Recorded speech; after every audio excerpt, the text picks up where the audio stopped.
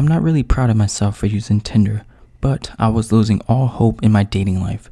I've been in a long-term relationship before with a girl I met through mutual friends, but that was about 3 months ago. My previous ex-girlfriend was a bit psycho and jealous, so things never worked out. Ever since then, I've been out of the dating scene for a while and was just focusing on my schoolwork for college. I thought I'd give Tinder a try because my friends use it all the time and they were telling me about all the women they've been hooking up with through the app. So, why not? Besides, I was in college and this was supposed to be the best time of my life and I didn't want a previous broken relationship in the past to affect my golden days. I'll tell you from the get-go, Tinder is a very shallow app. The things I see on there with the girls are really unrealistic. Most of them are looking for a Chad-like guy and I was nowhere near that. I'm only 5'8", but I rate myself as a pretty decent looking guy. I don't have any good photos of me other than my selfies with my ex, so I had to hire a photographer to take about 40 pictures of me. And if you're wondering, then yes, I am taking this very seriously. I only liked about 5 of the pictures from the photographer, so it was whatever. After putting all the photos together and a cheesy bio, I was ready for some action. I was swiping right on only girls that I thought were my ideal type and got no matches the first day.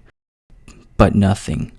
This really killed my confidence and just made me want to delete the app altogether. After caving in, I just decided to buy Tinder Gold. This was a premium feature that allows me to get unlimited likes and even change my location. Also, I was able to see who had swiped right on me. I had a few girls that swiped right on me, but none of them replied back but this one girl. She was really pretty and I was actually able to have a conversation with her. She mentioned that she lived locally and goes to the same college as me. This was a plus because that means I wouldn't have to travel far. We exchanged numbers and just kept texting each other and I was amazed that she liked everything that I liked. The crazy thing was, it felt like I've met her before. Her tone of texting was familiar, but I shrugged it off. We texted back and forth for an entire week until I asked her on a date with me and actually take things to the next level and meet up in person. She actually seemed flattered by the idea and I liked where this was all going. I wasn't much of a creative guy, so I gave her the option to choose and we decided to just meet up at a local park. It was about 15 minutes away from me, but I've never been there before. I was thinking inside my head, nothing can go wrong. It's just a normal date and I'll actually get to talk to her in the flesh. We agreed to meet up at the park the next day. This was actually a huge park. There was a long trail that wraps around the entire park and inside it was a huge forest. It would take about an entire 8-hour shift just to circle the entire park on foot. It was around 8 p.m. by now and I was sitting on a bench waiting for her, just staring at the sun disappearing into the horizon. All I could hear were ducks in the wind. Suddenly, something broke the silence and there came the girl I was talking to all week. She had on a hoodie that covered her head and was wearing a face mask. I guess she didn't want to catch the coronavirus, but I could hardly make out her face because it was a little dark outside. We took a stroll into the forest area and just started talking about life in the future. Honestly, I was already falling in love with her because she was actually into everything that I liked. I guess Tinder wasn't such a bad idea after all. By the time we were heading to the entrance of the forest, I told her it would probably be a better idea if we just go out for dinner instead because it was getting dark right now. She insisted on continuing our date inside the forest, which confused me because I know a really good Mexican place around the corner. I just went with the flow and followed her into the forest. Things turned quite strange after that. She wasn't talking to me as much anymore and I was trying to fill the awkward silence like every minute. Every time I asked her about something like what she liked to do or eat, she would just give me a one-word answer or a yes and a no. We stopped after a long hike into the forest area, and I honestly didn't like where this was going. I don't even remember how to get back because she was leading the way and was taking multiple turns in all different directions. She told me to sit down on this log in a really seductive way. She sat right on top of my lap. With her mouth up against my ear, she whispered, "You're mine. Don't you ever forget that." She kissed me on the lips and took off her hoodie and face mask, revealing her hair and the rest of her face. It was my ex. I immediately jumped off the log and she fell off to the ground full of leaves.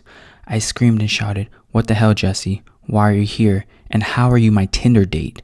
A million questions were popping through my head, and I was extremely pissed. She grabbed my leg and literally begged me to please take her back. I couldn't believe I didn't catch on to this sooner. Just a little side note, I broke up with her 3 months ago because she was super clingy and jealous of every single girl I would talk to or associate with. Don't get me wrong, I actually liked her as a person, but I couldn't deal with her anymore. She got up on the ground and tried to kiss me again, but I held her off and told her what we had in the past was over with. I asked her why she made that catfish profile on Tinder and lured me onto a date. She just kept saying that she loved me and wanted me back, mentioning she didn't want anyone else but me, and that I can't have anyone else either. This was honestly a lot for me to take in. After experiencing the unexpected and being stuck in the middle of the forest at night with my ex, I tried my best to relax. Since I had no other options, I just tried calming her down and tried to talk to her like a normal person. Knowing my ex, she was crazy. I didn't want to imagine the type of things she would do to me, or if she was planning on killing me tonight. One time, she literally threatened this girl cashier at Walmart who I was making small talk with, telling her that she would drown her in a toilet and chop off every limb in her body if she ever talks to me again.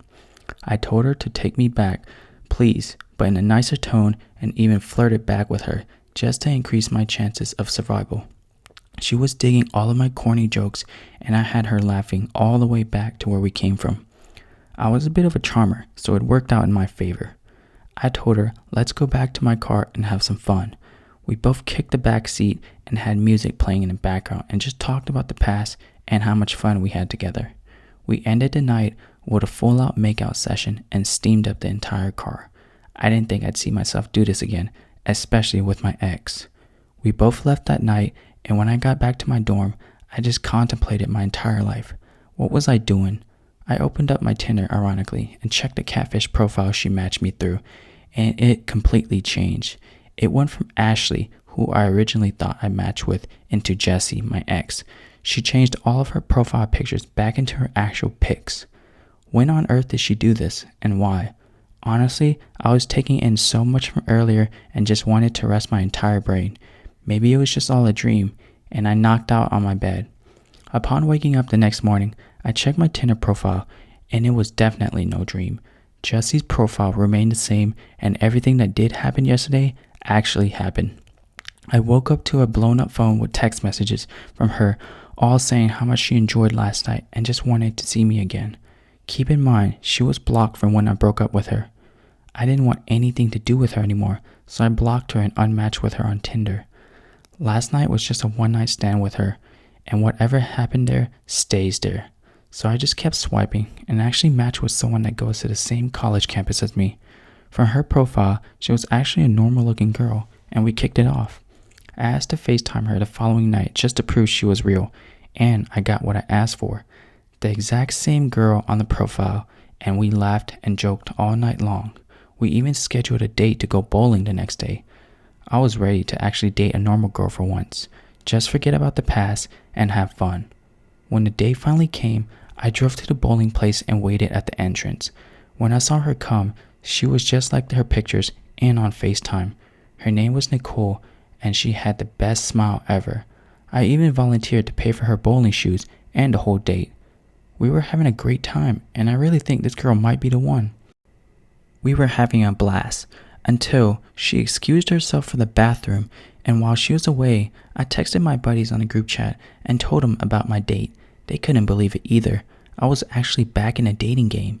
They cheered me on and were glad I found someone better than my ex, who was psycho. I told the boys I'd seal the deal tonight and make them proud. What was unusual was the fact that Nicole hadn't come back yet from the restroom. It's been about half an hour, and I was getting tired of waiting. Even if she took a number 2, it shouldn't take this long, unless she had some really bad diarrhea. I went to the bathroom to check out for myself. No response. It didn't even seem like anybody was in there. The only thing I was thinking inside my head was, did she really ditch me? I thought the date was going well, and that we were having a great time. This made my confidence sink straight through the pipes. I asked a nearby worker if they seen a girl with blonde hair wearing a Pink Floyd shirt go inside the bathroom, but she said no, but was going to check for me. A few seconds after the employee went inside, she screamed at the top of her lungs and came running out. Everybody stopped what they were doing at this point and came running towards us. There lies my Tinder date, all in the bathroom stall's toilet, drowned and beaten up. The manager came in and checked her pulse, but nothing. They even did CPR and mouth-to-mouth, but got no results. She was murdered to death. Police and ambulance came, and what they found on her was a note. It was written in notebook paper, and what it said was, "If I can't have you, then no one can." Instantly, I knew who was responsible for this. Upon checking the cameras, they did see a woman go inside the bathroom right after Nicole and came out 5 minutes later and disappeared after that. She covered her face with a hoodie and a face mask the entire time. How did she know I was even here? My suspicions grew bigger and bigger until I started investigating myself and tried to retrace my steps. Somehow, I had a feeling my car was linked to all of this. I walked all around my car and checked, but nothing. Until I looked under my car frame and saw something that haunted me forever. There was a gray, square, plastic thing that said tile taped under my car. I looked it up on Google and found out it was a GPS tracking device. I got rid of it as soon as possible by throwing it into the streets and headed straight back to my dorm. I deleted Tinder at this point and stayed off the dating scene for a while. My ex was never caught, and who knows where she is or what she's plotting next.